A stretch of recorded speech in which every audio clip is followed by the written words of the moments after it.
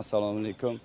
Barcha vohadoshlarimizni mana shu yangilanish, yosharish fasli, bahor bayrami, Navro'z ayyom bilan chin qalbimdan tabriklayman.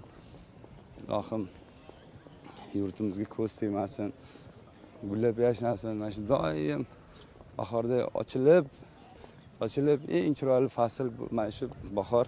Mana bugungi ko'rinish hammada kayfiyat boshqacha odamlarimizda. Shu kayfiyat bardavom bo'lsin. Mana shu bizni eng zo'r bugungi bayramimiz hisoblanadi. Bugun mana prezidentimiz tadbirkorlar bilan ham uchrashib, o'zlarini tabriklarini yetkazdilar. Biz hozir mana bayram dasturiga ketyapmiz. Tabriklarimni, prezidentimiz tabriklarini ham hammaga yetkazamiz. Ilohim yurtimizga ko'z tegmasin.